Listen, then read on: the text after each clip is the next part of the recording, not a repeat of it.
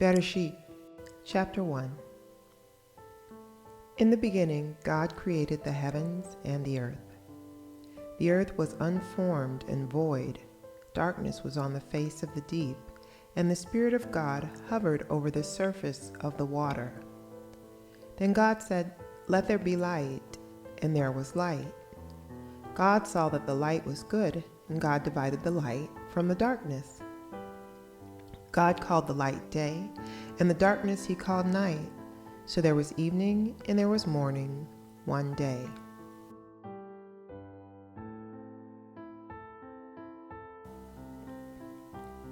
God said, "Let there be a dome in the middle of the water. Let it divide the water from the water."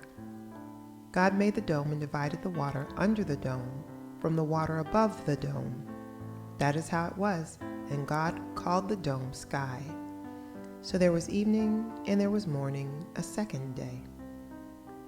God said, "Let the water under the sky be gathered together into one place, and let dry land appear." And that is how it was. God called the dry land earth.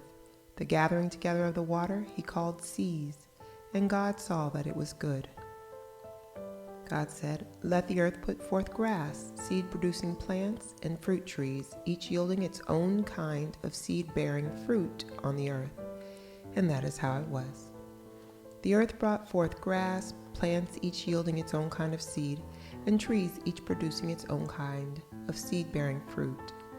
And God saw that it was good. So there was evening and there was morning, a third day.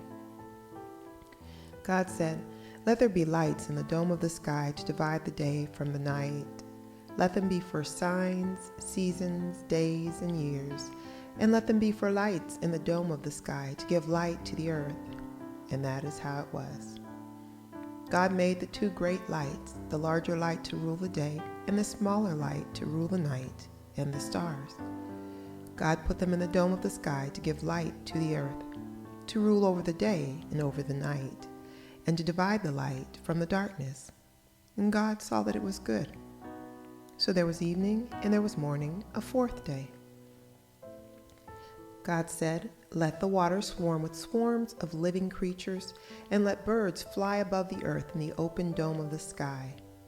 God created the great sea creatures and every living thing that creeps, so that the water swarmed with all kinds of them. And there was every kind of winged bird, and God saw that it was good. Then God blessed them, saying, "Be fruitful, multiply, and fill the water of the seas, and let birds multiply on the earth." So there was evening, and there was morning, a fifth day. God said, "Let the earth bring forth each kind of living creature, each kind of livestock, crawling animal, and wild beast." And that's how it was. God made each kind of wild beast, each kind of livestock, and every kind of animal that crawls along the ground. And God saw that it was good.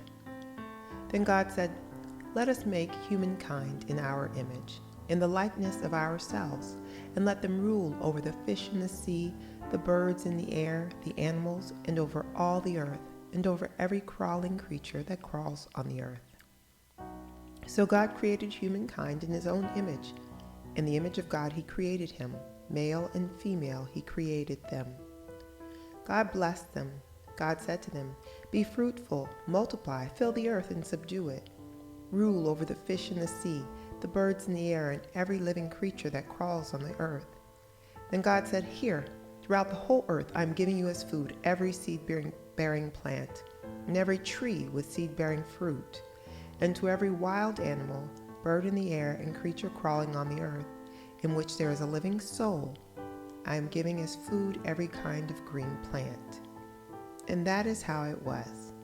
God saw everything that he had made, and indeed it was very good. So there was evening and there was morning, a sixth day. Thus the heavens and the earth were finished, along with everything in them. On the seventh day God was finished with his work which he had made. So he rested on the seventh day from all his work which he had made. God blessed the seventh day and separated it as holy, because on that day God rested from all his work which he had created, so that it itself could produce